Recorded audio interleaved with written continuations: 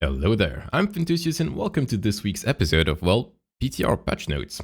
I've woken up a bit too late today, but that might be because, I played the TBC beta for half the night and I was trying to figure out whether or not should I be playing a Retribution Paladin in TBC, and as you may know, Paladins were all about auto attacks in the past, so yeah, there was a lot of auto attacks involved in that process. Having said that, let's have a look at this week's PTR build, and this time around I've actually managed to read it a bit through before. That way I can give my thoughts in a quicker and more efficient manner, and it should take way less time than last week's episode. Alright, so let's dive in. So the first big thing we can see already here, and you may have at least the thumbnail tried to replicate that idea, is that anti-magic zone of Death Knights have been, it got nuked. Anti-magic zone got nuked because anti-magic zone is now a 3-minute cooldown, and on top of that, its duration has been reduced to 8 seconds, and also has a limit of a maximum amount of damage it can absorb. And I've looked at it. Also scales with versatility, which means it's going to scale a bit with gear. That amount is going to be a bit higher once you have more item level, and especially in PvP as well. But having said that, in another gear, the Death Knight, I tried it out. In PvP gear, it was like 210 item level. At the moment, it was about 40,000 damage, 45k maybe. And what this essentially means is that, while this is not that big of a deal in PvP, because the talent that increases the amount of damage reduction from spells still exists. You can still have an 80% damage reduction AMZ. And it's going to make it's still going to make AMZ just as powerful as it was before, only it's going to be on with an 8-second duration, unless you also have the conduit, so it's going to be a bit longer, but you get the idea. However, it's going to be a 3-minute cooldown, so regardless of that, this is still a PvP nerf, even though you'll likely not break that amount of damage absorbed. And the reason that change was made was because now you cannot just stack anti-magic zones in your raid, in a raid environment, because 40,000 damage when you divide it across like 20-25 people, suddenly it breaks pretty fast. So it is actually a pretty it's a pretty substantial nerf. I hope it's not, they might retune the values, right? But I hope it's not as bad to make Death Knights lose like their melee raid spot, like compared to, I don't know, another rallying cry from a warrior or something. Obviously they're still going to have grips. But yeah, we're gonna see how it's gonna turn out, because this obviously is not final. But as of right now, this is not a cool day to be a Death Knight, at least for a couple hours before the dust settles. So this is going to be our first heavy hitter of today. Next up, we have Demon Hunters and Mana Rift, the everybody's favorite talent from BFA, which was all about draining your healer's mana, then losing because your healer has no mana, has been removed for now. And this, in my opinion, suggests that there's going to be something more added in a future build, because they've also changed the other mana talent, or maybe they're just going to remove them altogether. We don't know, but for now, that talent has been removed, even though it didn't even see really any play in Shadowlands, because the meta is just so fast-paced and like damage-oriented that just Mana Rift didn't really have a place. There were different talents that you needed to play in order to actually try to succeed as a Demon Hunter, and this also is going to point me to the next talent, which is Mortal Dance, because this is the new Mortal Rush, which is another buff, because now instead of having Fell Rush apply the Mortal Wounds debuff, right, it's going to be Blade Dance instead. Only for 5 seconds, but Blade Dance is quite often, more often than not, it is part of your rotation, right? You just use it on cooldown. You might not use Fell Rush on cooldown, so you had to kind of use Fell Rush to apply the debuff. It's sure it lasted 10 seconds, but now Blade Dance will also apply it faster, so you can have the debuff uptime. It can be up on more targets at a time, right? Especially in threes, because you can hit people reliably 2 to 3 targets with it. So yeah, honestly, just a buff, and it's going to make you have the debuff this time. Basically, have 100% uptime on your target as long as you're actually trying to hit it. So Demon Hunters have been receiving quite a few buffs, honestly, over the past couple of weeks. So expect them to become much better the next season. PvE as well, because they also had like a 15% single target buff to like majority of the like basic abilities. Next up, we have Chaotic Imprint, which is also a new PvP talent.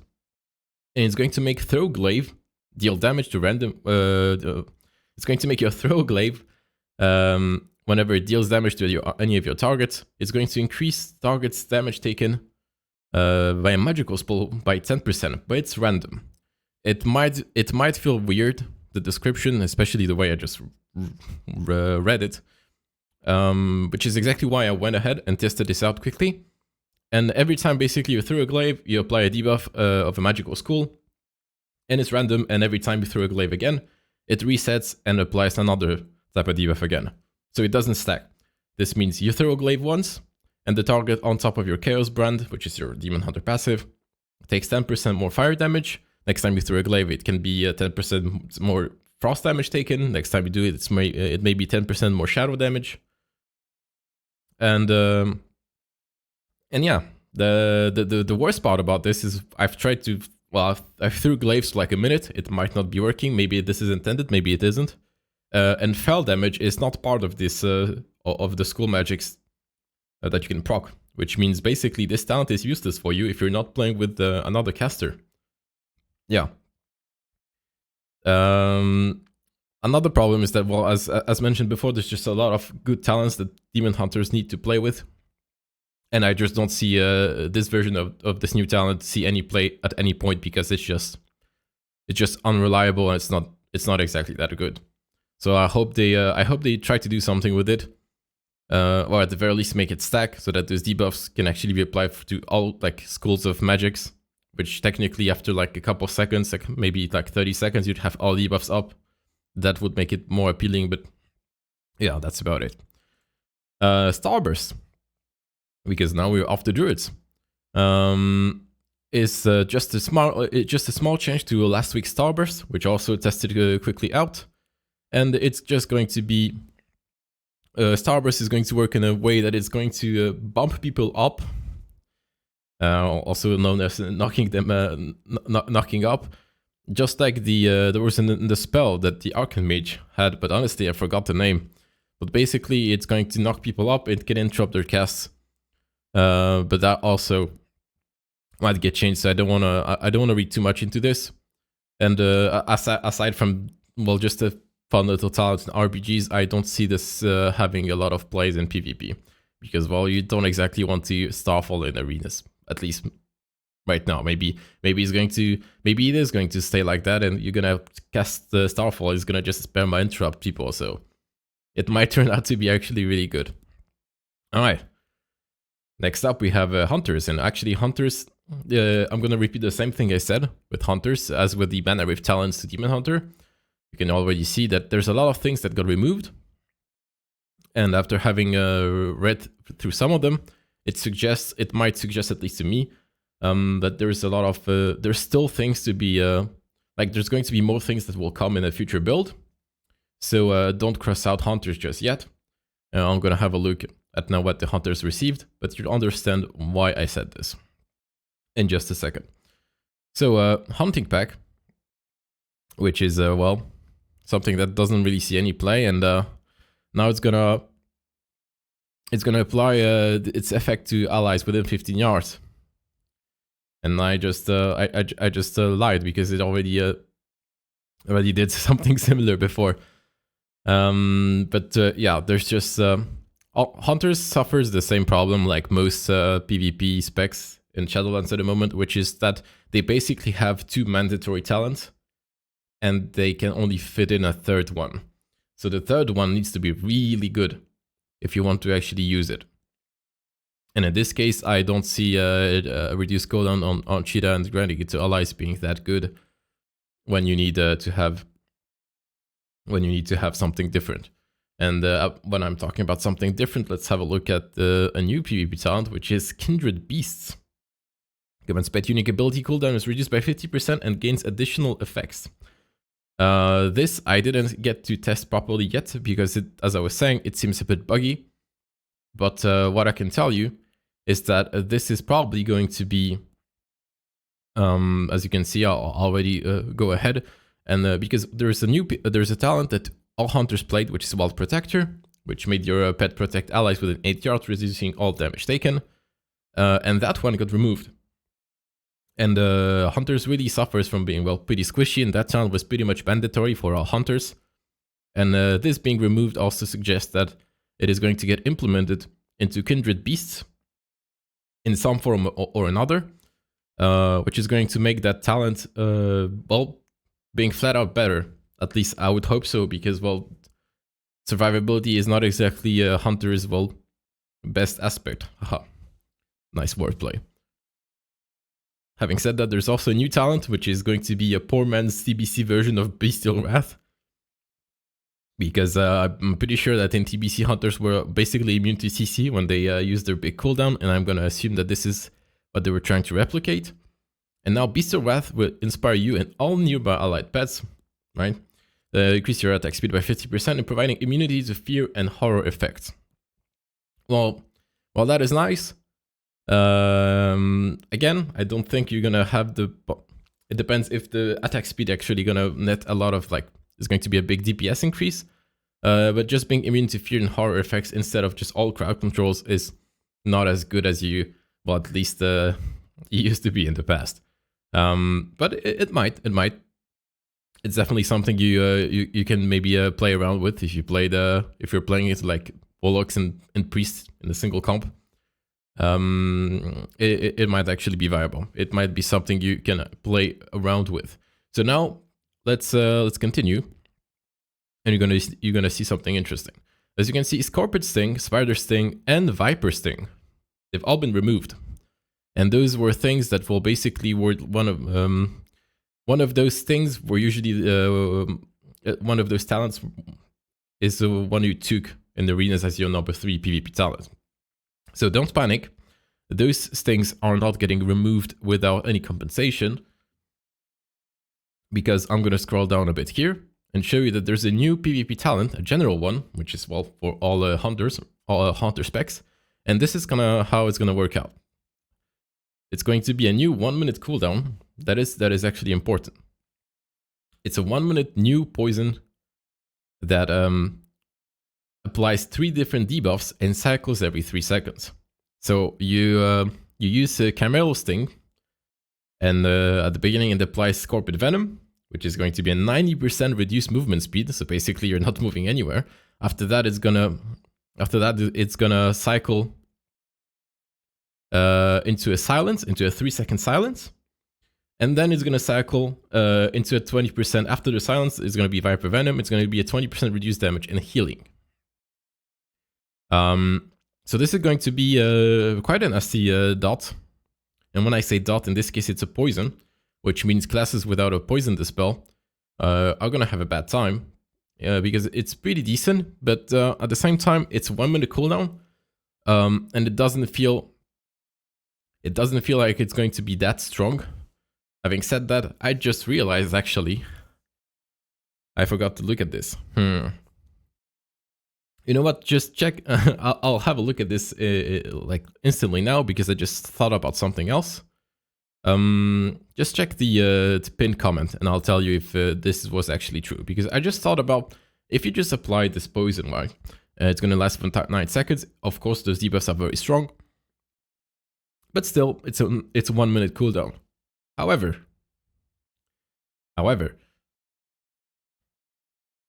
nothing here implies that it's going to end after 9 seconds. So, actually, it might just keep cycling back and forth every 3 seconds. After the Viper, it's going to be Scorpion. After the Scorpion, it's Spider. After the Spider, it's Viper, and so on and so forth. And basically, if you don't have a poison dispel, you are pretty screwed. It's going to be a very nasty debuff. Which is exactly how it was when a hunter used the mana sting on the priest in TBC. They didn't like that. So I really have to test this right now, because this is going to make either the talent kind of not that super good. Definitely viable, but not like, yeah. But if it's going to cycle, it's going to be ridiculously broken. Yeah, I really need to test that. I didn't think about this before. But yeah, all in all, having the Immortal Strike and the Silence is going to still be pretty decent. As you can see, a lot of classes received a lot of new toys in the next season, so you can at least be certain that there's going to be a lot of new interactions in the future, well, in the next season. Another new interesting talent, and this is also going to be pretty interesting. I just said interesting twice. So there's a new marksman PvP talent, consecutive concussion, which makes concussive shots slow the movement speed of by an additional 20%. But the important part here is that using steady shot 3 times on a concussed enemy stuns them for 4 seconds. Why this is important? I'll tell you why this is important. Because marksmanship hunters were the only hunters that couldn't get a stun effect. And a stun effect for hunters is pretty important because being able to stun your own target can be then followed up by a freezing trap, right? Which means you can essentially set up a CC chain on your own. The only problem with that talent is that you actually need to hit the target you want to stun. But it is a passive.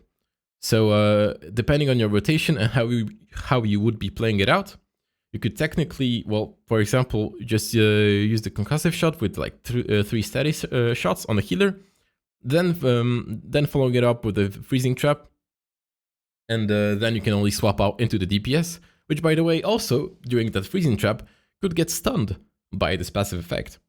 This is just like, this feels like it might be cool on paper, right?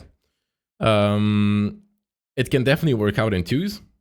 But again, in 2s, hunters have access to BM hunters, sorry, to the BM spec and survival spec, which are both very good specs in 2s.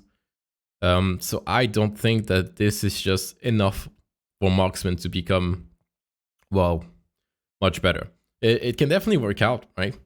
But I wouldn't expect this to be that game breaking, even though technically it could be. But steady shot 3 times. The reality is you might not be able to do that all the time. I don't know. This one requires a lot of like basically real life testing, if you know what I mean. Because there's just a lot of things that could stop this. I don't know if it's gonna get like if there's an internal cooldown, if you can if there's like a timer you need to use to 3 steady shots, or you can maybe stack this up and only use the last steady shot when you're ready to force the stun, right? There's a lot of interactions here that need to be tested out, and since, as I was saying, with the Kindred Beast not having all the abilities available yet, some of those things might not be completely implemented yet. Just like with the nerf to Death Knight's anti-magic zone at the moment, when I just did a quick test, the PvP talent doesn't seem to work with the new nerf. So again, we don't exactly know how that interaction is going to work out. So hopefully in the next week's PTR build, this is going to get updated, and I'll surely be here to tell you what is the final result. All right, rune carving powers. This is for Torghast. Is it? I lied. I lied. I'm gonna take a sip of my coffee, and those are actually legendary powers. So, up to 3 targets hit by Death Chakram are also hit by Explosive Shot. So Necklord Hunters might become a thing in PvP, even though most players are actually Venture right now, just because of that. But don't quote me on this, because now I just realized that Hunters still need their Feign Death Legendary, so I don't think this is going to be worth it to leave the Feign Death Legendary. It's also the same problem as with mages. They have a lot of cool legendary powers, and unless you're playing Frost, which you might in the next season, you really want to play with the triple shield legendary, because survivability is everything in Shadowlands, because people's damage is always so ridiculously high and bursty that anything you can do to help your survivability is usually the right answer. When Wild Spirits hits fewer than 5 targets, there's a 35% chance to cause Wild Spirits damage a second time, which is in line with the most changes of legendary powers with Covenant abilities in the next patch. Wanted to say season, but it's the same, which is Wild Spirit is usually super strong in AoE scenarios. That's kind of how it was designed. But with a legendary like this, it's going to be much better in single target. But I'm no mathematician of hunters. All I can say is that by design, this should make Wild Spirits way stronger in single target or even small AoE pack scenarios. I cannot tell you if this is going to be the new BIS single target if you're playing a Night Fae Hunter, which most PvE hunters are actually playing this. Your Wallhack Arrow now it buffs your party to have 10% increased critical chance for 10 seconds. Well, this is technically interesting. Again, like with the Feign Death, probably not worth the trade-off. It is good, but this is a lot of things you're wasting. Maybe not wasting, but the trade-off is just too big. I don't think this is gonna see any play. And lastly, we have just like with the White Spirits, a change to the legendary, not a change, a new legendary for Kill Shot, which is the Venture Hunters for Flayed Shot. And it makes, because Flayed Shot is the Venture Covenant ability, and this basically allows you to have big kill shots, just like the Execute procs from Warriors, on your single target, in a single target scenario, which means whenever there's any form of AoE, this Covenant ability falls flat very fast. And by having Flayed Shot cost 6 targets within 8 yards to bleed for 35%, this this once again is like the same idea as with Wild Spirits, but reversed, right? So kill shots will now have some form of AoE damage on top of it if you're actually a BM hunter playing, just a hunter playing Venture. It's definitely going to be better than not having it.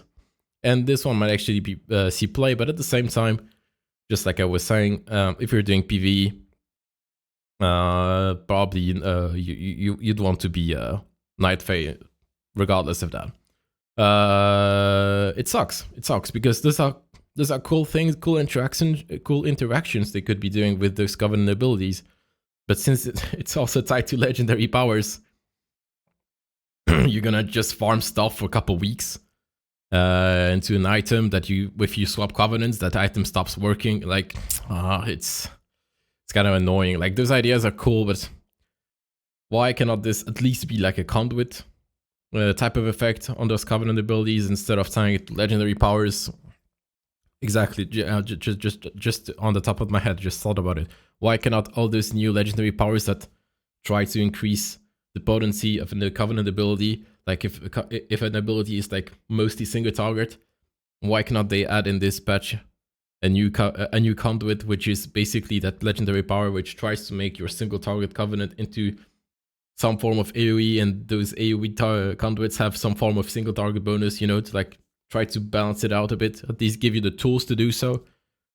And technically they are doing it, they are giving you the tools to do so, but yeah, who wants to farm Torghast for 2 more months just that if they ever want to swap a Covenant, then that item is gone because, well, it's going to be useless. Alright, let's move on. New power from Mage. Shifting power can be channeled while moving. Each enemy hit grants you 1% critical strike and haste up to 10%. So this is for mages, this is for PvE. I'm no expert in that territory. It might be good, it might not be, but definitely not something you'll see in PvP, 100%. There's just no reason to play this, but it might be decent. It might be very decent in Mythic Plus. But don't quote me on this, because I'm not sure actually what they're playing in well, they're playing the crit damage. Yeah, I'm not sure. I don't even think this is going to be good enough to surpass the other critical strike damage ability. Sorry, not ability, legendary. Alright, off to Monks, and Monks actually received quite a few things. And even though this is going to apply to a different type of content, I'll give you a quick rundown of this. Basically, your Mastery, which is a Gust of Mist, will now also work with Revival, which means Revival will technically get stronger once you get more gear and more Mastery. But as a result of that, Revival spell power has been nerfed. So if anything, I would say that Revival right now is going to be in a like similar spot, like it's gonna heal more or less, have the same throughput. But over time, in the past, it's going to scale better, and it should become a much stronger raid while healing cooldown. Sadly, probably most monk players would probably like something different, because this is, well, it's just one big heal, and they would probably like to have some form of added utility to revival, so it's like more desired by raid comps. And right now, this is still not the case, because it's just a big heal. But having said that, Mistweaver's Monks damage has been buffed by, well, as you can see, the value is basically about 10 to 15%. And why this is important, because Mistweavers can also play with the legendary power, which is basically working like probably some of you remember or know. It makes the form of the crane for monks possible. And what this means is that they basically do DPS, and by doing DPS with their kicks, right? Tiger Palm, Blackout Kick, Rise and Sound Kick, and Spinning Crane Kick, they're healing their allies. And this is something that is already quite popular at the moment. I'm pretty sure that it's not only viable, it's one of the best ways to play monks in PvE. And with them being squishy in PvP, even with those new talents, I don't think this is going to I don't think this is something you'll see in PvP, because, well, it's just not worth it. Just because you expose yourself too much as a monk, and you really don't want to risk that. But that's definitely a nice and cool buff for PvE. And Mistweaver definitely could use some love, because honestly, most of the time they could use some love. The devs more often than not feel like they're forgetting about this spec's existence. Into monks' powers. It's going to make the Necrolled one is going to passively maybe proc a Bone Dust Brew, which is something you will only see in PvE, because this is not exactly ideal for PvP in any spec or scenario. However, this one is going to be important, because monk players already play with the when they invoke their Xuen, their big white tiger, which is how they're doing so much damage. They gain like a tremendous amount of haste. I believe it's like 33%. Basically, they gain a bloodlust. They get more or less a bloodlust when they invoke their Xuen. That is the legendary power they're usually playing with. And now with this new power, you can have 2 Xuens, but you don't have the haste bonus anymore. So this is something we're gonna have to test out and see if it's how it's gonna work out. How are going to be the interactions with it? It might be better, it might not be. If anything, it might be good. It might be better for specs other than Windwalkers, because their legendary was already powerful. So it might be better for the other monk specs. Something you can look out for, and don't panic if you see 2 tigers. That is all I'm saying. That is also a buff to the monk Night Fae Covenant ability with legendary power, but again, this is the same problem as with legendary powers tied to Covenant abilities, like with the Hunter. In this case, it doesn't have the same philosophy, because it just buffs what the ability already did, instead of making it possible to like have the because Night Fae's the Phalanx Stomp was the name of the ability. You just do a big hit, and you'll leave like a big wave on the ground, like a shockwave, and you need to fight on that wave for it to be effective. So the legendary power basically buffs that effect, which means if your target runs out of that Phalanx, then it's still going to be useless, and that is what I would expect that legendary power to do. So in this case, it just buffs what it already did. And it's not exactly a popular choice. So this is going to be down to all those PvE sim crafting people to realize if it's even going to be worth the hassle. Because as of right now, Kirin was usually the answer to all your problems. And Sinister Teachings is going to be for the Venture Monk, which if you ever saw a Venture Monk, it was usually a Mistweaver in PvP, and that's it. Because it used to be super good in the beta, but then it got mega nerfed. and you never saw it again. So now you're gonna summon another copy, and you can also have that cooldown reduced. I don't know if it's gonna be good enough. It's again, why would you want to risk? Maybe not risk, but all I'm saying is that you already have good choices in this case as a monk. So if you need to commit another new legendary power just to make another covenant good or viable, I don't think it might cut it, right? Because you can just stick with the one that was already good. It would have to be very, very, very good power for it to become much stronger. So I don't think you're gonna see a lot of that, but I may be mistaken. This is just a case of down to tuning. Like if you just buff those summoned copies that the Venture monks can summon by like 50%, then like obviously this would become quite good. So it's just a case of it might be good, it might not be good. We'll see actually closer to release if they ever decide to tune the Covenant ability itself a bit more. Now, something that was very scary last week and very interesting at the same time. I covered that mind games actually could have 2 charges, and that was super scary. Super scary because mind games with double charges, well, could do something, well, very nasty, and I really didn't want to face that, to be honest. So what they did is that they changed that covenant. Sorry, not the ability. They changed the legendary power, as you can see here. And now mind games will last a longer duration and reverse more damage and healing. However, this is also going to be pretty good in PvP in this case, because whenever mind game ends, you're gaining 3% critical strike for each second remaining for 10 seconds.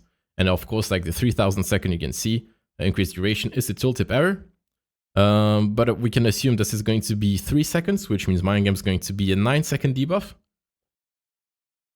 Also, if you just, this means that when it ends, right? This means that if it gets dispelled, this also should mean that it ends, which means it works in both cases. That's what I'm trying to say. If you cannot deal with mind games, it's gonna last 9 seconds. So it's a big problem. Because, well, you just have to... well, imagine being a red paladin and not healing for 9 seconds, might just mean you're just dead. Or if you get dispelled, the priest gets a lot of critical strike bonus because of that. This is not exactly, this is quite good actually, because priests don't really have, at least the healing priests, like Disc, they don't really have super powerful legendaries in PvP. And this, if anything, this one doesn't really feel like it's that good for PvE, to be honest.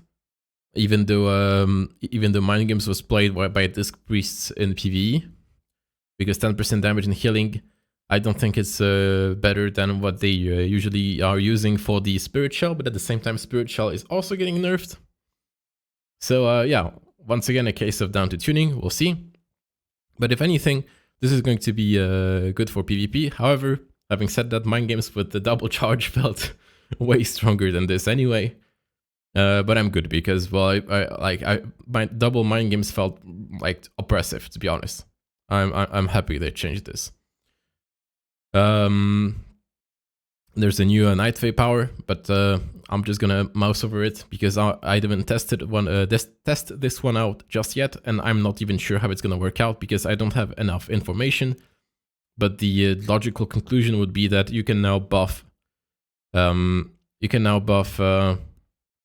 more targets with your Night Fae buff than just your current one. So if you could, for example, buff yourself and your target with your Night Fae buffs, which are the cooldown reduction, the more important for a lot of people, then it might be pretty good. But I don't this is going to require some testing and interaction changes. Sorry, not changes, but I'm just gonna have to take a look at this before I can say anything. And then we have the Kirin legendary as well, which is not something you'll see in PvP because there's just no reason to play that, to be honest. Once again, always down to tuning. And the bait side was super strong because it was like a gigantic DPS and healing cooldown. but then it got a bit nerfed in PvP, so it wasn't that good. And in PvE, the only players that are playing Kyrian are Holy Priests, if I'm not mistaken. Again, if you need to have legendary power just to make a Covenant ability a bit better, then it's probably not going to be the way to go, even if you're using that power. Because if you can have another power that is already good, like for example Mind Games and Ventir, then you can just play something else and in the end might still come out ahead. Alright, let's move on to Shamans, and Shamans received two small little things.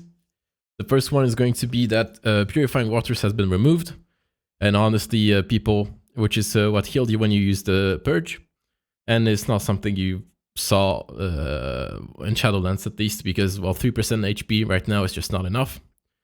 Static Field Totem, which is like the reverse Ring of Peace, has been not changed or buffed, but basically it's no longer an elemental shaman only, but also an enhancement shaman PvP talent. But this is going to suffer the same problem as with Demon Hunters, which is you just don't really have the space to fit that talent in.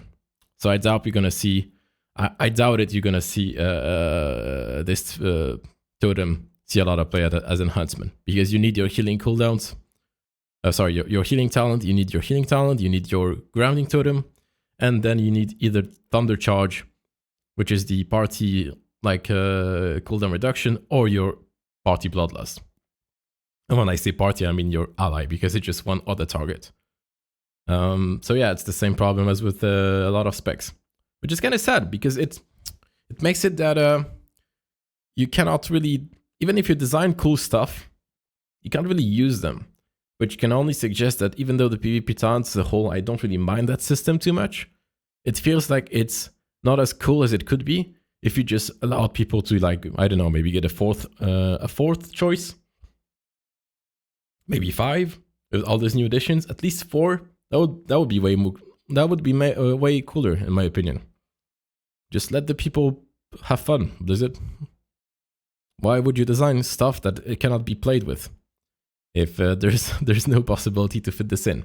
Alright, Ethereal Form has been nerfed to 14 seconds instead of 15 for no reason whatsoever. Nothing to add about this. And then we have a new talent, which is Unleash Shield for all Shaman specs.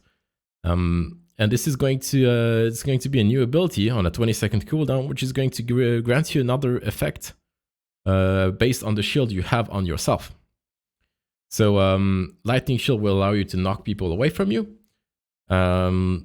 This is going to be actually really good for enhancement shamans, because this is going to add them a small, like, a fake interrupt, you know, which is going to be their second fake interrupt, because they already can fake interrupt people with what's the name, the Shattering spell. When they like hit the ground, there's like a line going, it can like interrupt a spell that is being casted. So this is going to be pretty interesting. If anything about the PvP talent stuff I was saying before, if anything, you'd probably fit Unleash Shield more than the Static Field Totem, because this is a talent that just has cooler utility, cooler usage, works both offensively and defensively, because you can also, if you play with Earth Shield on yourself, which you can also do as enhancement, for example, you can just go and hide behind line of sight and just root the target. As a DPS player, it's pretty good. As a healer, as a Resto Shaman, it's also pretty good. It allows you, especially in 2s, to like kite away DPS way better than you could already do that. And on top of that, you have the Water Shield. However, Water Shield is exclusive only to Resto Shamans, which is sad, because enhancement Shamans would love to have another form of pseudo-defensive. Which is going to it's going to make people that stand within it have reduced damage and healing by 40%. This can definitely be comboed pretty interestingly with the root totem and like a capstone totem and like with HOTS as well. So definitely on the shield can be really good. And Resto Shamans, compared to well, in this case enhancement, as I was saying, can definitely they can fit a new talent in. They don't have that important of choices. Like, I mean, they have good choices, but they're not like mandatory, if you know what I mean. Vesper Totem has only some changes because there is a Demonbolt new legendary power, but it's not available here, so I'm not gonna talk about this in this case. And this is not significant for now as well. And what else we have at the end? We have the conduit from Warlocks being nerfed the third time. It started out as ridiculously broken because you could literally cast instant shadow bolts in both PvE or PvP for like 15 to 60k. I never did any clip or information about this because it felt extremely overtuned, and I didn't feel the need to cover that topic because I expected it to get nerfed, and well, I did 3 times. So now Shadow Bolt is not it's still going to be decent in PvP. Way better than it used to be, but it's going to be way more in line of feeling balanced, because instead of hitting for 50k, you're probably gonna hit at this point. I'm gonna have to retest this again because now it's in a numerical position and spot that this might feel like this is going to be the final tuning, and you're gonna be able to still hit instant Shadow Bolts procs as a Necrolord Warlock for like 10 to 15k probably, which is still very good, right? Don't get me wrong. It was just extremely overtuned before. And then we also have a change to Shadowburn, which is going to get reset. Its cooldown is going to get reset if you actually kill a target. So if anything, this is just like Mythic Plus or add fight in a raid type of scenario. So you will not see that in PvP at all. But I do not know what's on that same row in PvE for Warlocks. All I know is that I'm pretty sure they'd never played with Shadowburn in Shadowlands. So this time around with this change, it actually might see some play. Now we also have the legendary powers for Affliction Warlocks. And as was mentioned before in the past, Warlocks have a problem. I'm not going to say they have a problem. Warlock's biggest issue is that all of those covenants from all of the covenant abilities of Warlocks are just not exactly interesting. It is probably the least interesting class in terms of covenant abilities, because they're all pretty meh, you know, there's nothing cool about them, even though the visuals from like Venture is super cool. But nobody ever played Venture because it's so undertuned and not well rounded or balanced that nobody ever played it, and it really sucks. Because as a Warlock player, I would love to cast a big, nice red ball of doom, because it really does look super cool. And all we can hope is that, as I was saying before, if you need a legendary power to make the Covenant ability viable, then it's probably not worth in the first place. However, Warlocks didn't really have cool Covenant abilities, so if there's one class this is going to work out for, it might be for Warlocks. So let's have a look at them quickly. And as I was saying, Impending Catastrophe is the big red Venture Bolt. Finals Explosion is going to be increased by 75%. And plus 15% for each enemy target hit on its way to its final target. So it's going to be way better in a single target and also in AoE. And as usual, it's down to tuning, like with all those abilities, but this is definitely the right direction. And I just wish the fellow Warlock players that this might be viable, because it really looks cool. Once you see it, you're gonna understand that Venture Warlocks could be really cool. With the Night Fae, which is the usual choice for most Warlocks, Silver is going to increase your haste and critical strike by 5% each target, and you can apply this to more than one target. I believe you can apply it to... You can apply it's it's I think you can apply it to up to 5%. Sorry, up to 5 targets if they're sitting in a spot. So this is also going to be pretty interesting, because this allows you to do a super big channeled drain life and AoE. But again, down to tuning. All I'm saying is that this might be pretty decent.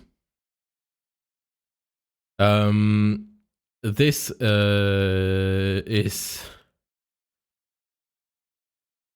interesting. Scouring Tab when it generates shards. Sadly, this is my mistake, because I do not know when it generates shards. So I'll not cover this right now, even though if it were to generate over time or something, having 40% increased critical strike chance for 8 seconds in PvP at the right time would be devastating, which also would make Kirin Warlocks a thing, just because of that power, which is exactly what I was saying. Those are the kind of powers that could definitely make different Covenant abilities viable, at least in PvP. Because in PvE, it's way more about tight tuning and long-oriented fights most of the time. While in PvP, it's more a case about just having the right amount of throughput at the right time, and overall DPS is not that important. And having, as I was saying, having a 40% critical strike chance increase for 8 seconds when you're trying to push in for a kill is definitely something that would be super good. Whether you're Affliction or Warlock Destruction, trying to do a double big bolt in that window. And those would be very big bolts at that point, because it scales pretty interestingly with critical strike. Alright, lastly we have the Necrolord, which is the flavor of the next month, probably, unless it gets nerfed. It also increases the critical strike chance by 100% and critical strike damage by 50%.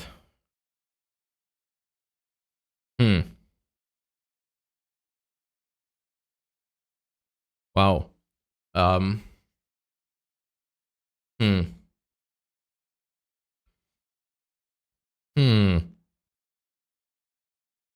Remember when I said that they nerfed the conduit for Shadowbolt so it doesn't do 50k damage instant casts?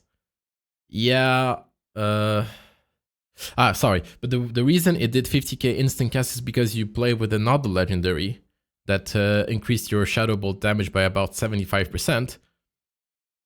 But in this case, it increases the crit chance by 100% and crit damage by 50%. I don't know. Incinerate is definitely not the right play here. And Drain Soul, you can see Drain Soul for Affliction, but Drain Soul is also Shadowbolt because that's how the spells interact depending on the talents you chose. And I can tell you that this is definitely the stuff you would like to do as a Demo Warlock. And don't meme about it. Demonbolts Demo Warlocks with the Necrolord ability, they could do a really nasty bolt. And this is something I'm gonna test out right now, because I feel like you'll be able to do a Demonbolt for like 30, maybe 40,000. Like some Warlocks players have already played the Demonology successfully in this season to like 2k7, knowing that the spec is definitely not a strong spec. And with all the buffs Warlocks are receiving in the next season, this is definitely something you can start preparing for. So that's actually really scary. If anything, this one is really scary for Demonology. Second play is going to be Affliction, and it's probably not going to be. It's going to be pretty useless for Destruction. Yeah, I will definitely check that one out. Prepare for big Demonbolts, possibly. And lastly, because I did say that today's episode is going to be way faster than last week's, but now I can see it's 48 minutes. I guess I do not know how to speak efficiently after all, even though I had some of my thoughts already prepared.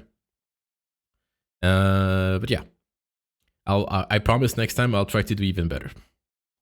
So lastly we have Demolition, which is the Warrior Arms talent, which never saw any play, which reduces the cooldown of Shattering Throw, and now it increases its damage to absorb shields by an additional 500%.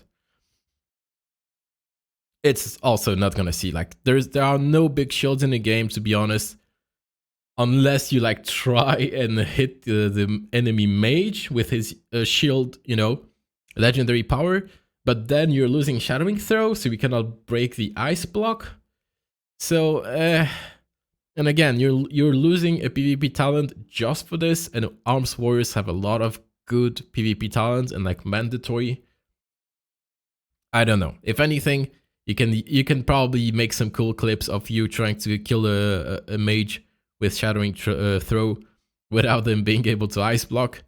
But outside of that's about it, because there's no other case of you being able to use this. The other big shields in the game are Rapture's Discipline Priest shields, but those are usually if he's using Rapture and you're on a target that's being it's receiving big shields, you're probably in like execute range or like condemn range, and it's probably not worth it for you to use Shattering Throw just for that.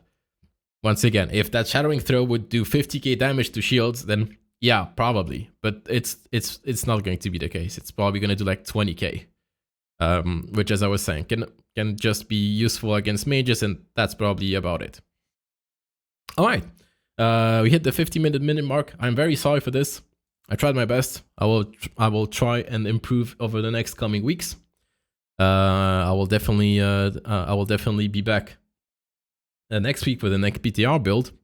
If you want to hear me ramble about those stuff without them being very edited out, then be my guest. I'll be happy. I'll be happy to host you here. And yeah, this is going to be it for this week's episode. I already just uploaded like 2 days ago, I think, or maybe yesterday. No, 2 days ago, the first episode of the PvP uploads, and you can expect those to come way more often. And way more. I have a lot of things coming in. They'll be coming over the next couple weeks. So if you want to check out more of this PvP talks, PvP schools, and stuff I do on stream, just make sure to stay subscribed. And yeah, I'll see you in the next one. Have a wonderful day. Bye bye.